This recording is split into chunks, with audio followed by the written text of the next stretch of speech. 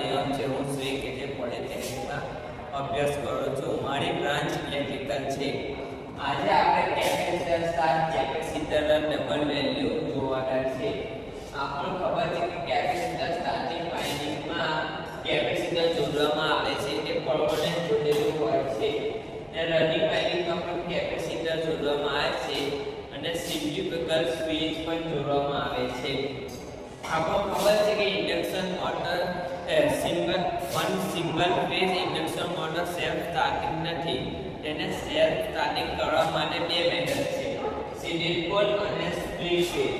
આપણને સ્પ્લિટ ફેઝમાં બે વાઇન્ડિંગ આવે છે, સ્ટાર્ટિંગ વાઇન્ડિંગ અને રનિંગ વાઇન્ડિંગ. રનિંગ વાઇન્ડિંગને ઓક્સિલરી વાઇન્ડિંગ કહેવાય છે અને સ્ટાર્ટિંગ વાઇન્ડિંગના રનિંગ વાઇન્ડિંગને મેઇન વાઇન્ડિંગ કહેવામાં આવે છે અને સ્ટાર્ટિંગ વાઇન્ડિંગને ઓક્સિલરી વાઇન્ડિંગ કહેવામાં આવે છે.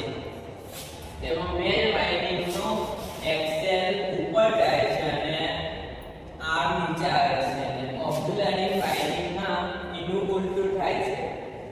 એક્સેલ નીચે આવે છે અને આર ઉપર જાય છે.